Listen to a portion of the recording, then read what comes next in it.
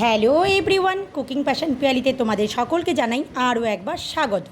চলে এসেছি পিয়ালি রান্নাঘরে। পিয়ালি আজকে একটা রেসিপি নিয়ে এসছে। তো এটা তোমরা মোটামুটি সবাই চেনো, এটার নাম হচ্ছে বক ফুল।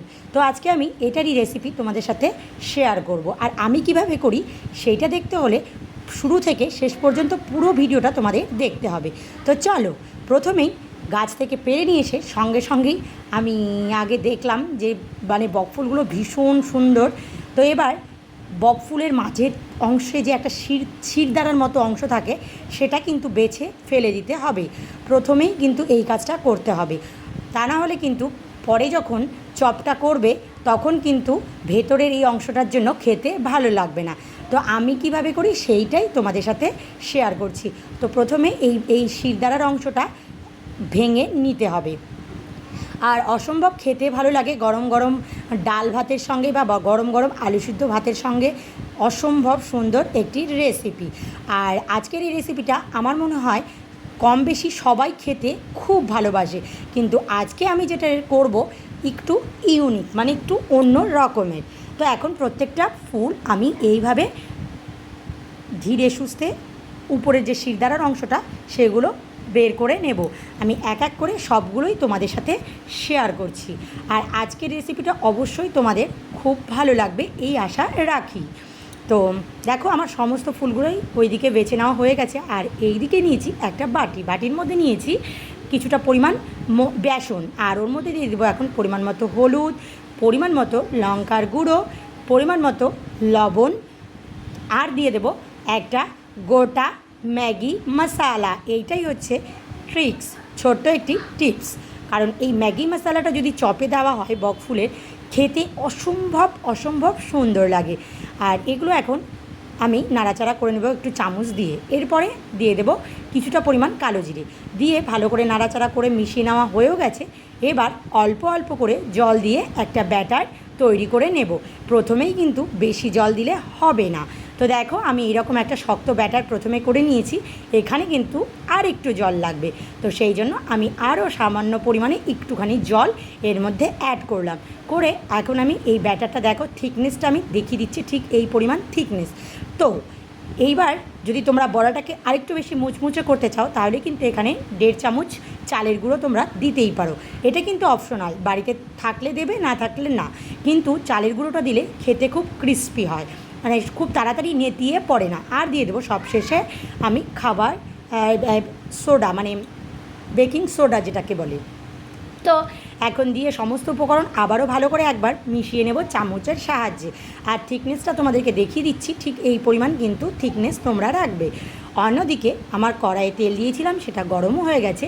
এবার এই ধুয়ে নেওয়া বকফুলগুলো একটা একটা করে ব্যাটারের মধ্যে চুবিয়ে ঠিক এই রকম করে জাস্ট একটা জামা পরানোর মতো এপিট ওপিট করে পরিয়ে নিলেই আমার কিন্তু এখন রেডি তেলে ছাড়ার জন্য বকফুলের এই চপটা।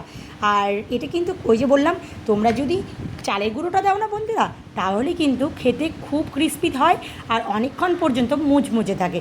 যেটা শুধু বেসন দিয়ে করলে কিন্তু কিছুক্ষণ পরই নেতিয়ে পড়ে, যার ফলে আর খেতে ভালো লাগে না।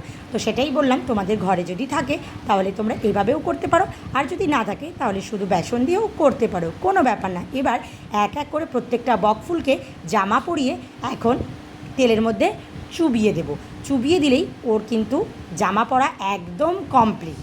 আর জামাটা পরার পর কত সুন্দর লাগছে সেটা তোমরা দেখলেই বুঝতে পারবে।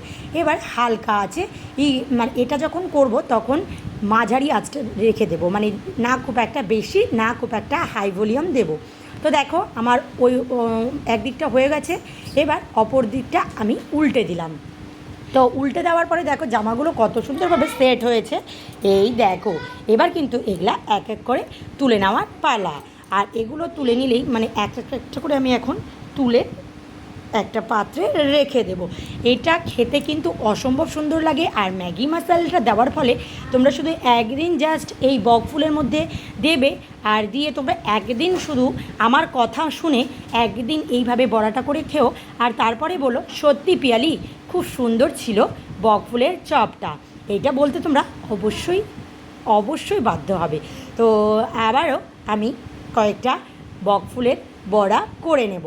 অনেকে বকফুলের চপ বলো, অনেকে বকফুলের বড়া বলো। তো এক এক করে আমি আবারও সুন্দর করে তেলের মধ্যে ছেড়ে দেব। আর তেলের মধ্যে ছাড়ার সময় অবশ্যই কিন্তু আঁচটা মানে মাঝারি আঁচে রাখতে হবে। তাড়াতাড়ি দিয়ে দিলে কিন্তু মানে খুব হাই ভলিউম দিয়ে দিলে উপর থেকে তাড়াতাড়ি করে লালচে হয়ে যাবে, আর তার ফলে ভেতর থেকে কিন্তু মানে কাঁচা ভাবটা থেকেই যাবে। সেই জন্য যে কোনো বড়া বা চপ সবসময় মাঝারি আঁচে রেখে করলে সেটা খেতে যেমন সুন্দর হয় তেমনি মানে দেখতেও খুব সুন্দর হয়, উপর এবং ভেতর থেকে পুরোপুরিভাবে একদম রান্না হয়ে যায়। এই দেখো আমি 4টে করে এখানে বকফুলের বড়া দিচ্ছি। এবার আমার এক দিকটা হয়েও গেছে, এবার অপর দিকটাও আমি সেমভাবেই উল্টে দেব। আর এই বড়াটা খেতে ভালোবাসে না এমন কেউ কিন্তু আমার মনে হয় না নেই, সবার খুব ভীষণ প্রিয় এই বকফুলের বড়া। তো এইগুলো এখন এক এক করে আবারও তুলে নেব। তো আজকের এই রেসিপিটা তোমাদের কেমন লাগলো সেটা তোমরা অবশ্যই কিন্তু আমাকে লাইক, কমেন্ট আর শেয়ার করে জানাবে। আর যারা যারা এখনও আমার চ্যানেলটাকে সাবস্ক্রাইব করনি তারা প্লিজ প্লিজ ওই সুন্দর সুন্দর আঙুলগুলো দিয়ে সাবস্ক্রাইব করে আমার পাশে থেকো। আর যারা ফেসবুক পেজ থেকে দেখছো তারা আমার পেজটাকে ফলো করে দিও, তাহলে আমার খুব ভালো লাগবে। আর এরকম তোমাদের সাথে অনেক ছোট ছোট রেসিপি নিয়ে চলে আসতে পারবো। তো ততক্ষণের জন্য এবার উপর থেকে আমি বিট নুন ছড়িয়ে দিয়েই আমার কিন্তু পরিবেশনের জন্য একদম রেডি বকফুলের ক্রিস্পি চপ বা বড়া। তো আজকের রেসিপিটা এখানেই শেষ করছি, আর পরবর্তীতে আরও এরকম অনেক রেসিপি নিয়ে তোমাদের সামনে চলে আসবো। আশা করি তোমাদের সকলের খুব খুব ভালো লাগবে। ততক্ষণের জন্য তোমরা সকলে সুস্থ থাকো, ভালো থাকো এই কামনাই করি। Tata, bye bye.